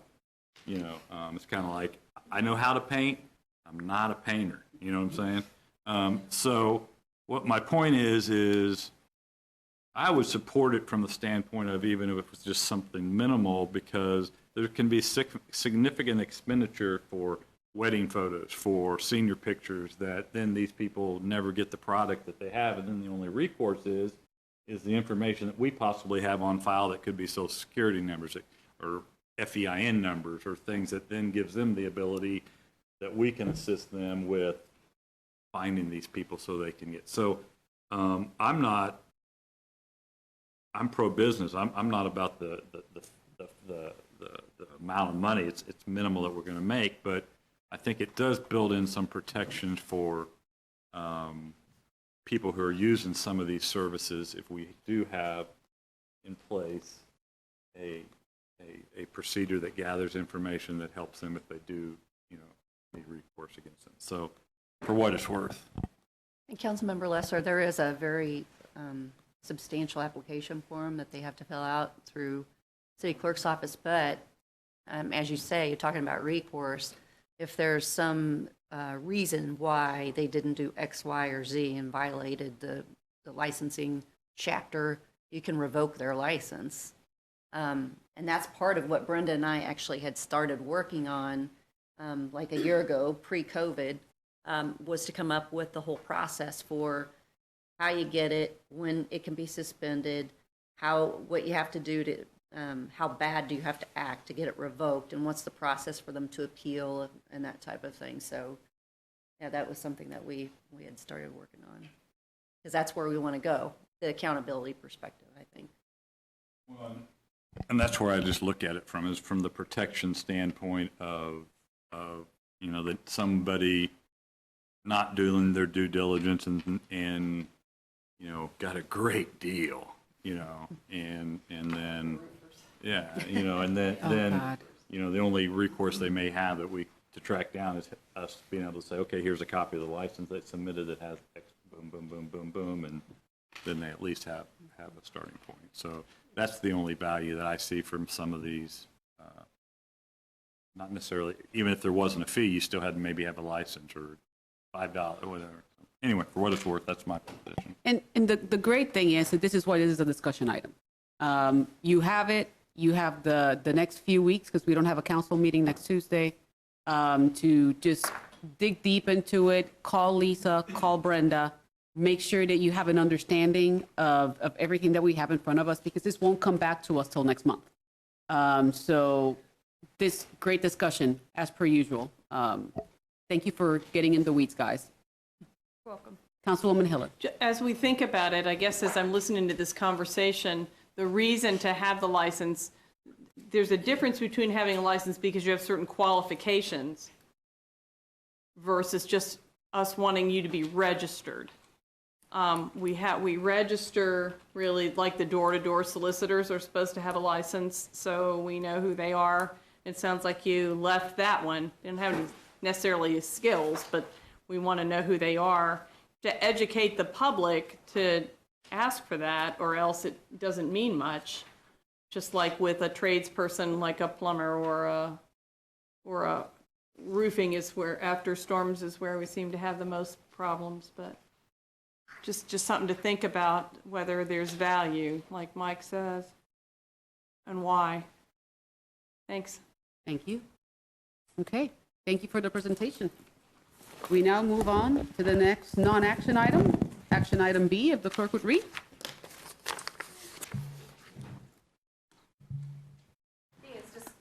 B is discussion on the CIP and CIB. City Manager. Thank you, Mayor. Well, tonight, we wanted to go a little further with regards to the projects that we've been working on as staff to clean up and better articulate where we are on some of these projects. So tonight, at a minimum, we wanted to present that information. Chief of Staff Cochran has been doing a tremendous amount of work on this with staff in the various departments, finance, public works, and also utilities. So I will turn it over to Chief Staff Cochran to go through the information that he provided you earlier. Well, really, Mayor, City Council, the document that you were sent, is that on? I'm not sure. It is on? Okay. You received the document. I tried to get it out as early as I could. There was a lot of work that was still involved in that. Really, that's just an overall status of the projects, where they're at. Received a lot of questions throughout the days from various council members. Tried to answer those the best I could, as quick as I could, and as well as send out project lists from utilities as well as public works. And so really, I did not get into the financial aspects very much of those. It was really just try to get those projects addressed. Many of them were hanging out there from, years past, as we noticed from the fourth quarter financial report. And so we wanted to try to get those cleaned up. And that's really what this effort was as we lead into the CIP discussion. Questions?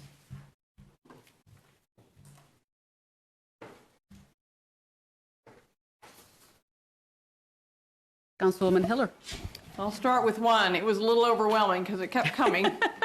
But on the utilities, there literally is over $100,000 of work out. Now, some of that is 100 million, thank you. Some of that is 2020 and 2021 projects, but there is maybe between 30 and 50 million in old projects.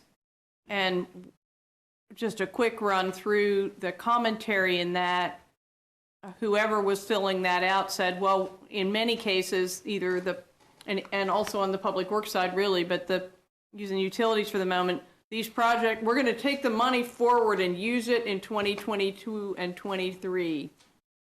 And whether it's being carried forward, and then there were some on both the utility side and the public works side that said we're going to use it for a different purpose. I didn't know you could do that if it was already bonded. And so that's a question. And then are we going to get, if the staff is now thinking that money that was not used in these older projects could be used for new projects that we're looking at approving, can we get something that shows that we won't need the money for it, won't need to bond new money? I don't have any numbers exactly because it was just too much too late, but what's the plan? What's the staff plan on what we should do or what you're going to provide us now? Well, the next step is scrubbing the financial part of it and see if there are dollars in any accounts. But no, if a project is bonded, you have to stay within the confines of what that bonding is for. And so those dollars have to be utilized for that. If the project has run its course, there's money's left over, then that goes back into the revenue fund or the debt service fund to help pay down the debt, as you're aware. What the 2016 and prior projects were kind of the focus because we wanted to get those tied up. And there it is. In what we have found, does not appear to be any dollars that are in those accounts. Those were closed out properly. They're just the documentation did not take place. And so that's where those stand. But since 2016 on, there are some of those accounts. One of those that you pointed out was the traffic signal repair program. That is a program that we also had discussion at the Public Works Infrastructure Committee meeting on earlier this week and identified that as an issue. And we're going to be given a presentation and get that all cleaned up about July. Unfortunately, that doesn't help in this aspect because we have to have that cleaned up. But there's about $300,000, as we pointed out, and you helped also identified, that is carried over from previous years, dating back, I think, to like 2016. Those dollars can still be used for traffic signal repair. And so the plan is, the anticipation is that we step that up once we get this program figured out, get it where it's at, and make an assessment of that, and then we will try to aggressively replace additional traffic control signals in the city. And we had some of the conversations about certain intersections and stuff. So there are programs like that where there's dollars, but the plan is to use those dollars as allocated. I guess, is there a plan that within a week, let's say, so that it would be a week before we look at this again, we would be able to have some sort of accounting? On Friday, for instance, one of the things I said last time we talked about this was I really wanted to see street projects done, wanted to put more money into mill and overlay if we could, and also to get the backlog of curb and gutter caught up. And in looking at the public works dollars, there was over $3 million in curb and gutter that appeared to not have been done. A quick look at what came back today is one of them is blank now instead of the 1.5 million that it started with. But I also chatted with our new director on Friday, and the staff is already working away on them, and they're already down from 500 and some curb and gutter projects. They just contracted 80 of them, and they're down to 300 some. and moving. And so if they think they can get them done this year, I'm good with that. It's not even an issue for future, but there's just a lot of moving parts. So Yeah, what I can tell you is that we will start first thing in the morning on the financial part of it. This is a Okay. continual process.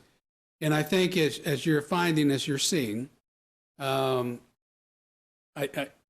a new approach from staff. There's a different priority put on this stuff. And so there is a different approach. So I would like to give you some more sound answers on the financial part of it, but right now I really can't. We can put some of that stuff together, but the plan would be, the hopes would be, is we get this financially part wrapped up within 3 or 4 days to give you that information, so you have hopefully 10 days or so to look at it. I mean, before making your decision on the CIP on the 1st. As we know, with fourth quarter report, there were 9 pages, 500 and some, over 550 projects that were listed. And so that's not something that we could turn the dial on overnight. And I know this may not be the answer that you want to hear, but the sad reality is there's a lot of work that has to go into that because, the automated system that we use now is only about 5 years old. So some of these projects are hand searched, hand looked at. Project managers have come and gone. Some of the projects weren't handed over to new project managers. And so the tracking and maintaining some of those records are things that we're having to really identify. I can tell you the staff has worked very hard on where we're at so far.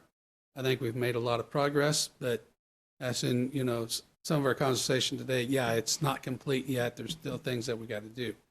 I would love to be able to give you a financial answer tonight on what that whole picture looks like. And as you know, I've been in conversation with several council members today on that aspect of it, trying to find those answers and get back to you as soon as I can. What I would like to guarantee you that by Tuesday morning that we'll be able to have those financials in place to where you can actually see where those projects stand financially. And will it be applied then to at least with some thought, suggestions to this proposed CIP that we're looking at, how it would offset or? Yeah, absolutely. interface? That's one of the things that we want to do is we want to compare if there's any dollars or projects that are in the current or past CIPs that are mentioned in the new CIP. And again, one of those is traffic, control devices. So those are things, yeah, we're looking at, and we'll get those narrowed down, get those identified.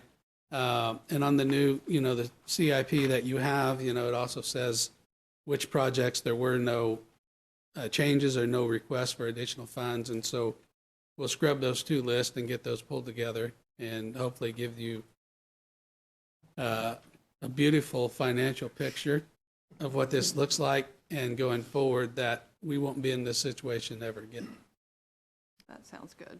Bill, thank you so much. I mean, seriously, this has been something that the council has been asking for a while. And thanks to Brent for making sure that that is a directive. Thank you, Bill, for collaborating with Jessica, with Steve, and with the team. It's been interesting because at one point in time, I can tell all of you that Sherry Schoonover and I were talking about what our biggest challenges as a city. And it's not just in this area of the CIP. I mean, we have had so many operating systems that control information in our city that just don't talk to each other. Systems get upgraded, things don't translate, don't move on, and we end up having gaps. At one point, Sherry and I were talking about blockchain for the city to figure out if we could just try to grab these things and just migrate them. So it's a big endeavor. Thank you. Thank you for all the work that you're putting in. All right. Okay, seeing no other comments, we look forward to more beautiful, like you said, financial information. At this point in time, the next item is the public comment, and there is nobody signed up to speak in public comment. We now do move on to the announcements. City Manager, the floor is yours.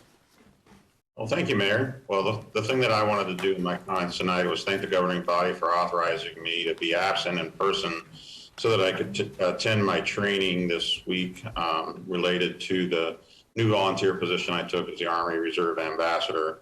I learned a lot about what my job is and what I'll need to be doing in this new role, this volunteer position. So appreciate that, and appreciate the discussions that we've had earlier, and look forward to continuing to work through the issues related to the budget so we can get the CIP approved. Thank you, Mayor. Thank you. There is no announcements from the clerk, or is there anything from the clerk? Okay, so I tonight will first of all start by saying how much I appreciate the governing body for our move this evening. To many people, it may seem like $250,000 to be put in a trust fund. When you consider that in many cases, according to the housing study, there's a $5,000 gap for developers to be able to make a profit when they're building a house, and that we now can talk to a developer and say, hey, come up with half, we'll come up with half, and we'll meet you halfway. It makes a big difference in our community. We all know how important the roads are.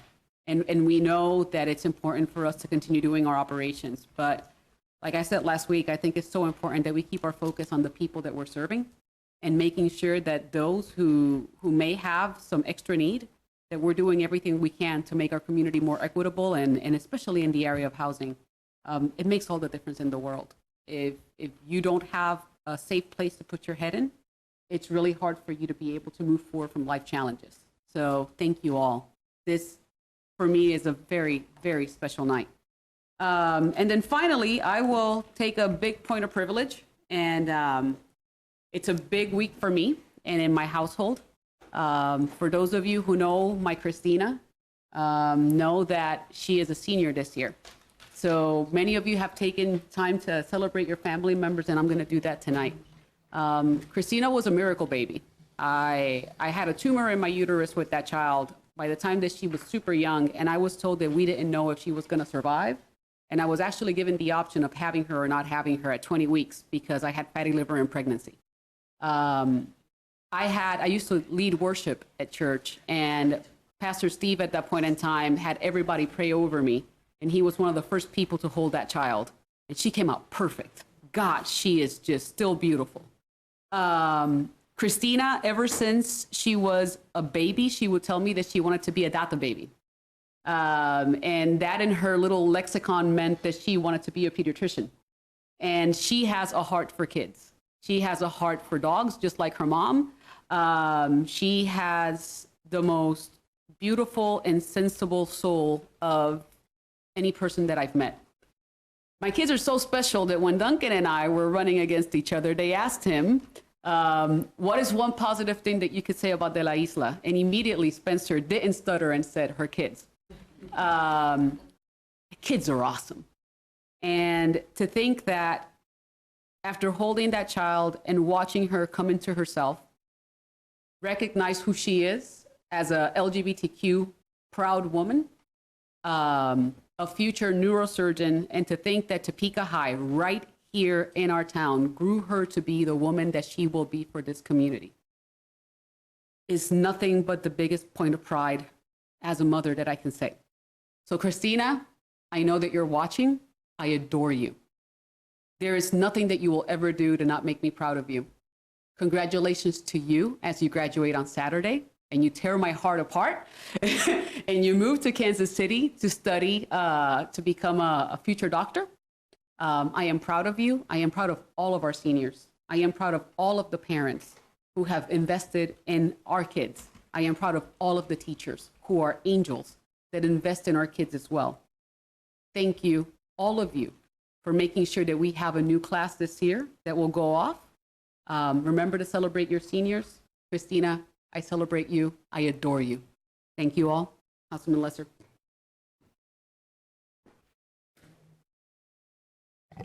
No, I'll follow the same suit. I congratulated my son Dylan last week, and now I will congratulate my son Parker from his graduation from Seaman High School. And I too love you dearly, Parker. And wow, don't blink, time flies.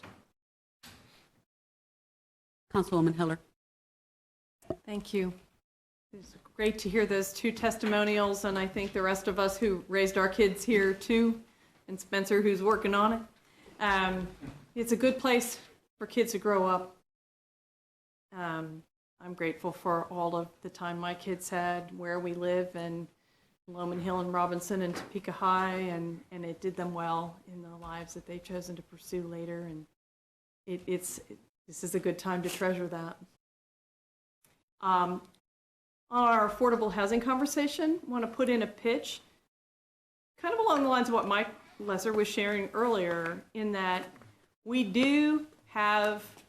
all know from the housing study that we have certain sectors or price points in our market that we have people shopping in that they can't find enough, but we have plenty of housing. And so making a pitch for Central Topeka, but the other neighborhoods where the housing is a little older and needs some work, but can be bought less expensively and rehabbed into wonderful treasures. And those of us who live in those older neighborhoods love them, love the homes and the diversity. And as we struggle with the real estate market, to realize that it can push people into neighborhoods they might have not have looked in first, but could find a very satisfactory home and place to raise their kids. So putting in a pitch. Thank you. Councilwoman Valdivia Alcala. Thank you, Mayor.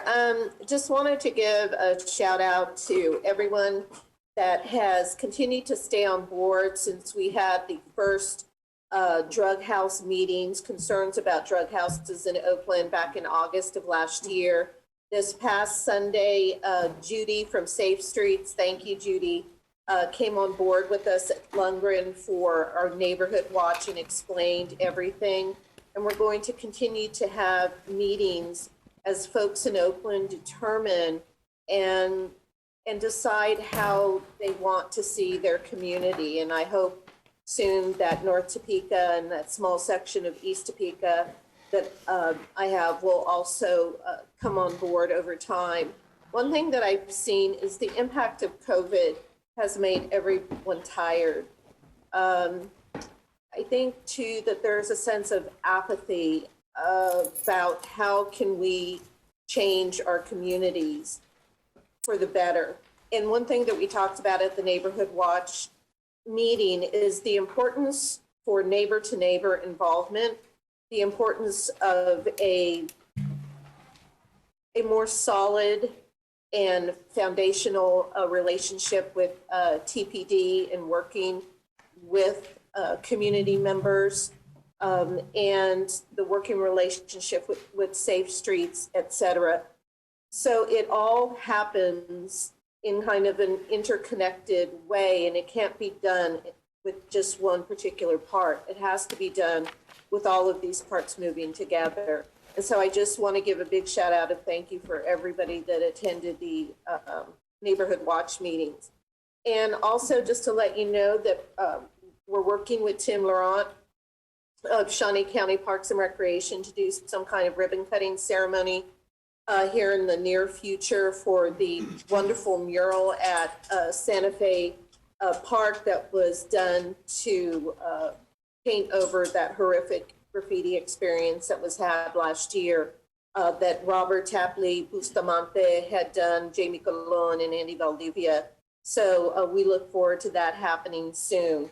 And since everybody's talking about their families, I just wanted to say that thank you to emergency crews, both TPD and TFD, for the 5600 block of Southwest 35th Terrace on Sunday, which had an explosion of a huge tree because of a lightning strike.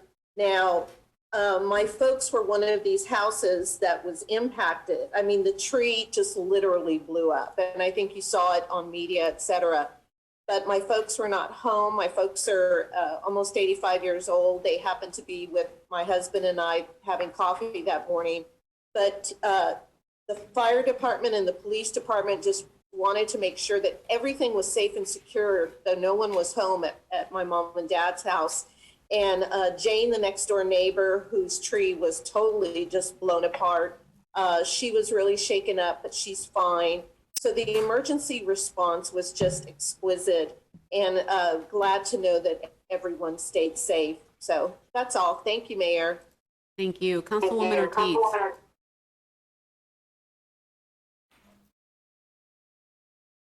Thank you, Madam Mayor. I just want to say, let's just not forget about the Housing Trust Fund. Let's keep the ball rolling and keep money going in there. I also want to congratulate Christina Delisa. She's a proud alumni of THS. Did you hear that, Tony? THS, that's right. And so I just wanted to congratulate her. All alumni from THS are the best. Also, I wanted to congratulate, let's see, it's my goddaughter's daughter, Deja Miller, for graduating from Hayden High School. And we are very proud of her. She'll be going to Johnson County. There's a lot of graduations going on, and hopefully we'll just be mindful and be safe. And congratulations to all the graduates. THS is the best. Thank you. Oh, those are fighting words, and here comes Councilman Emerson.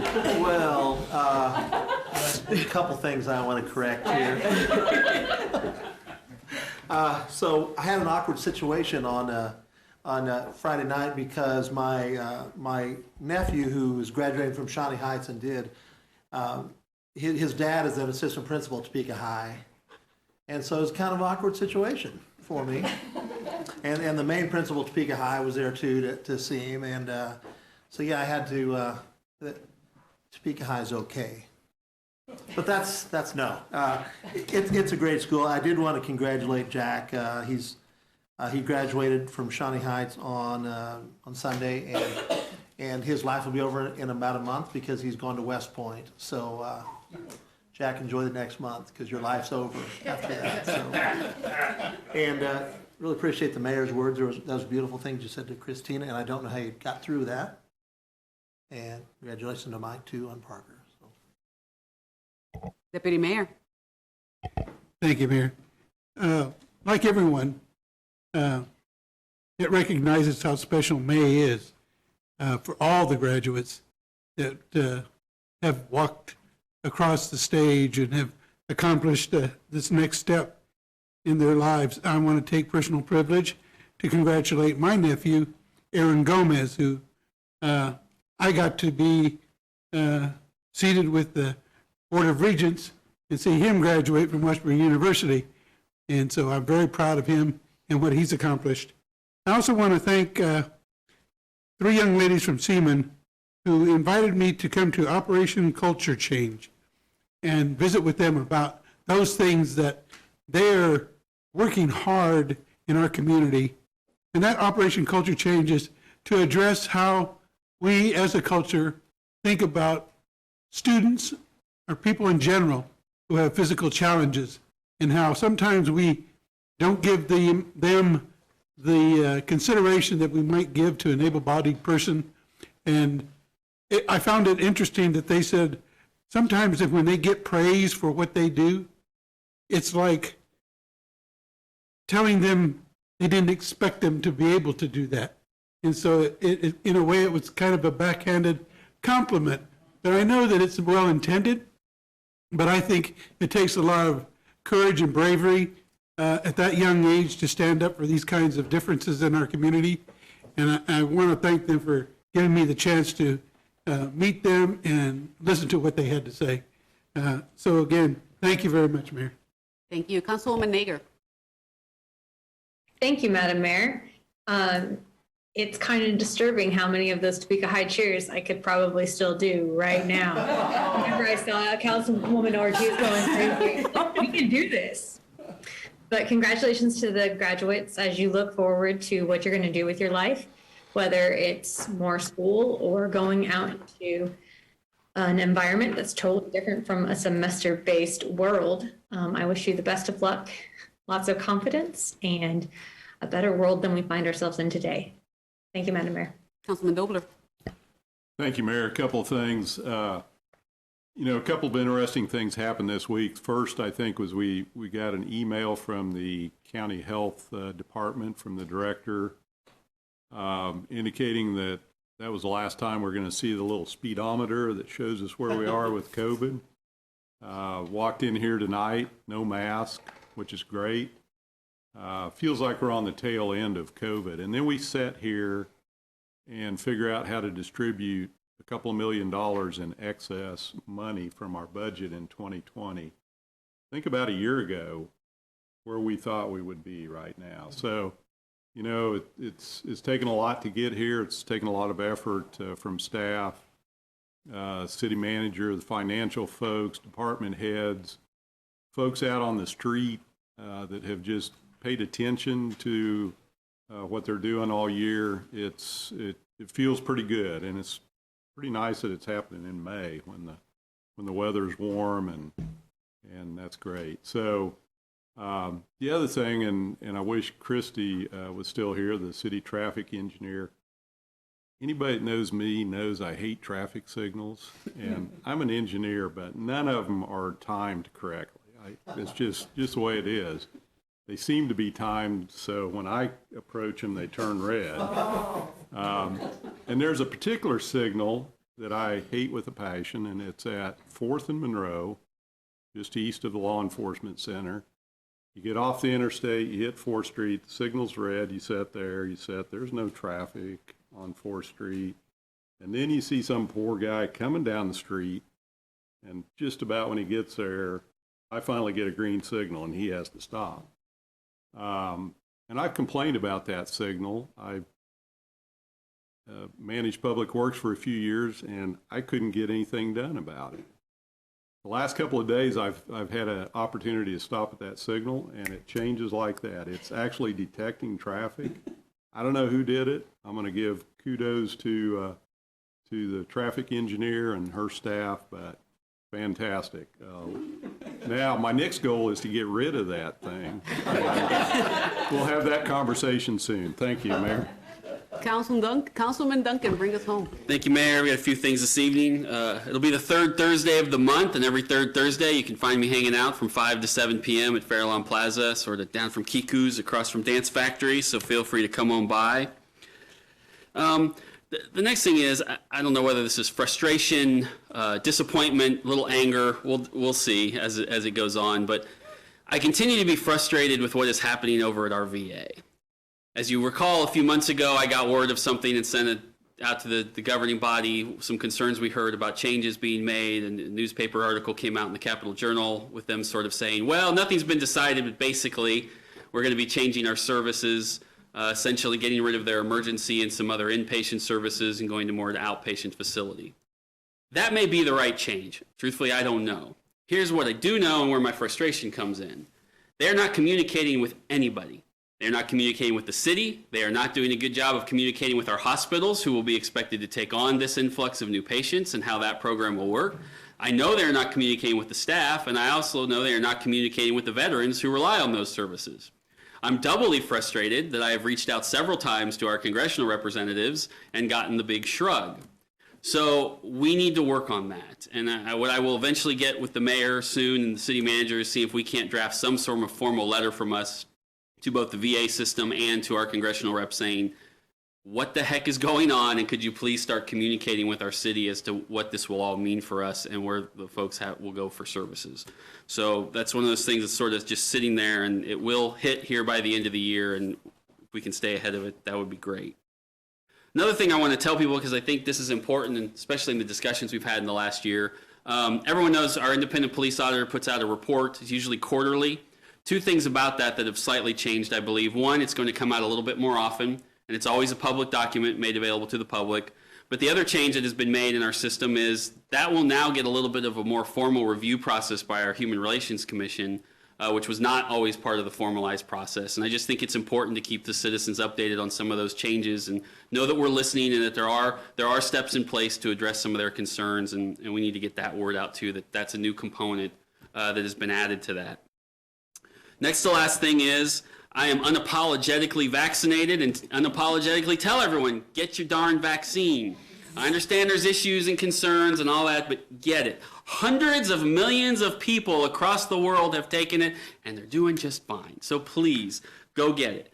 But to that, I want to point out that 501 opened up a clinic to help, and God bless all of those young people who showed up in droves this week to get their vaccine.